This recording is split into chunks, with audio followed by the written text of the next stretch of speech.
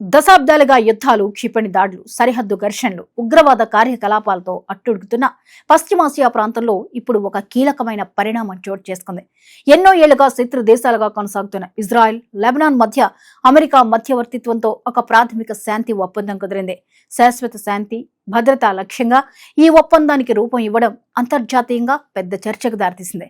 America విదేశాంగ మంత్రి Marco Rubio స్వయంగా ఈ ఒప్పందాన్ని ప్రకటించడం దీనికి మరింత ప్రాధాన్యం తీసుకొచ్చింది. అయితే ఇది నిజంగానే పశ్చిమాసియాలో శాంతికి నాంది పలుకుతుందా, లేక గతంలో జరిగిన అనేక ఒప్పందాల మాదిరిగానే కొన్ని రోజుల్లోనే విఫలమవుతుందా? ఇప్పుడు పూర్తి విశ్లేషణ చూద్దాం.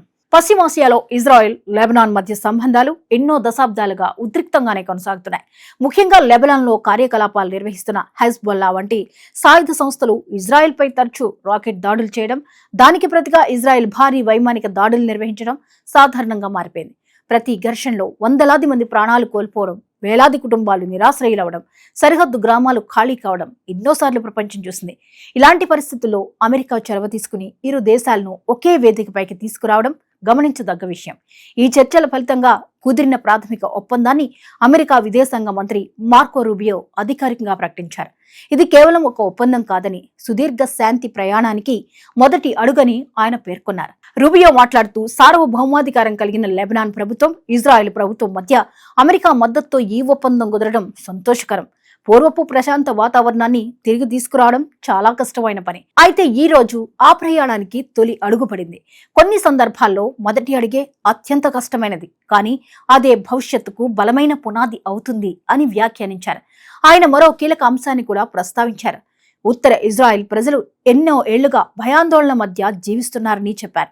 అక్కడ సైరన్ మోగిన ప్రతిసారి పిల్లల చదువులు వదిలి బంకర్లోకి పరిగెత్తాల్సి వస్తోందని, ఉద్యోగులు పనులు ఆపేయాల్సి వస్తోందని వివరించారు. ఈ పరిస్థితికి కారణం లెబనాన్ ప్రజలు కాదని, అక్కడి ప్రభుత్వమూ కాదని, బయటి శక్తుల మద్దతుతో పనిచేస్తున్న ఉగ్రవాద సంస్థలేనని ఆయన స్పష్టం చేశారు.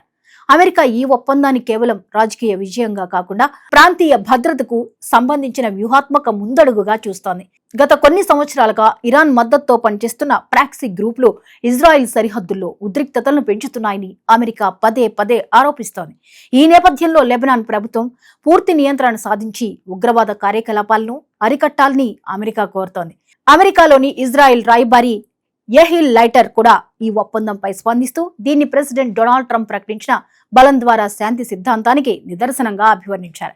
చర్చల ప్రక్రియ మధ్యలో ఇరాన్ మద్దతు ఉన్న గ్రూపులు ఈ ప్రక్రియను దెబ్బతీయాలని ప్రయత్నించాయని, కొద్ది రోజుల క్రితం మొత్తం చర్చలు విఫలమవుతాయేమోనని ఆందోళన వ్యక్తం చేశానని చెప్పారు. అయితే చివరకు అన్ని అవరోధాలను అధిగమించి మళ్లీ చర్చలను విజయవంతంగా ముగించామని వెల్లడించారు. ఉత్తర గలిలీ ప్రాంత ప్రజలు ఎన్నో సంవత్సరాలుగా నిరంతర దాడులను ఎదుర్కొంటూ ధైర్యంగా నిలిచారని, అలాగే ఇరాన్ మద్దతు ఉన్న సాయుధ శక్తులతో పోరాడుతూ ప్రాణాలు అర్పించిన ఇజ్రాయెల్ రక్షణ దళాల సైనికులకు ఆయన నివాళులర్పించారు. మరోవైపు లెబనాన్ కూడా ఈ ఒప్పందాన్ని స్వాగతించింది. అమెరికాలో లెబనాన్ రాయబారి నాదా హమాదే మాట్లాడుతూ ఈ చర్చలకు అమెరికా ఆతిథ్యం ఇవ్వడం పట్ల కృతజ్ఞతలు తెలిపారు. ఇది చాలా సుదీర్ఘమైన, క్లిష్టమైన చర్చల ఫలితమని చెప్పారు.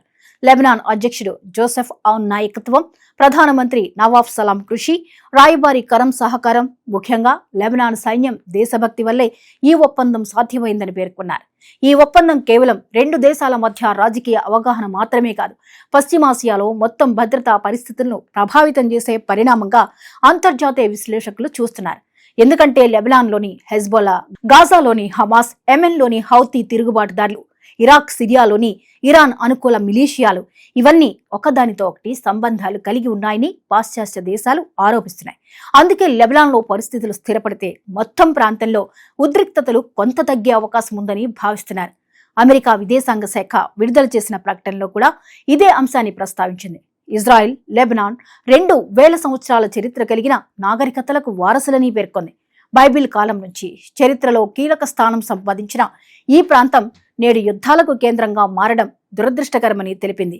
ప్రపంచంలోనే అత్యంత ప్రతిభావంతులైన పారిశ్రామికవేత్తలు, సాంకేతిక నిపుణులు, అందమైన సముద్ర తీరాలు, పర్యాటక సంపద కలిగిన ఈ ప్రాంతం ఉగ్రవాద కార్యకలాపాల కారణంగా అభివృద్ధిలో వెనుకబడిపోయిందని అభిప్రాయపడింది.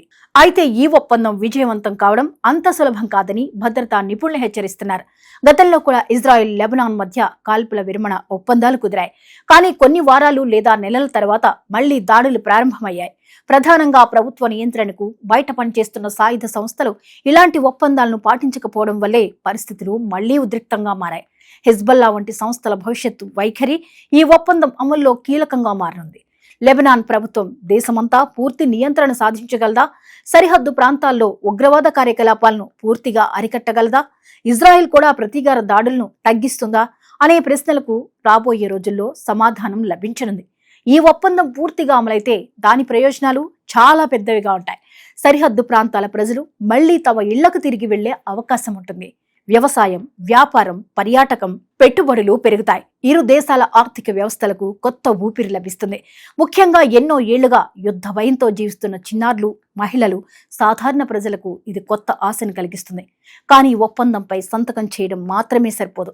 దాన్ని నిజాయితీగా అమలు చేయడం, ఉగ్రవాద సంస్థల ప్రభావాన్ని తగ్గించడం, సరిహద్దు భద్రతను బలోపేతం చేయడం, పరస్పర విశ్వాసాన్ని పెంచడం ఇవన్నీ జరిగితేనే ఈ ప్రాథమిక ఒప్పందం చారిత్రాత్మక విజయంగా నిలుస్తుంది. మొత్తంగా చూస్తే అమెరికా మధ్యవర్తిత్వంలో కుదిరిన ఈ ప్రాథమిక ఒప్పందం పశ్చిమాసియాలో శాంతికి ఒక ఆశా కిరణంగా కనిపిస్తోంది. అయితే ఈ ఆశా కిరణం నిజంగా శాశ్వత శాంతిగా మారుతుందా, లేక మళ్లీ యుద్ధ మేఘాలే కమ్ముకుంటాయా అనేది ఇప్పుడు మొత్తం ప్రపంచం ఆసక్తిగా గమనిస్తున్న అంశంగా మారింది.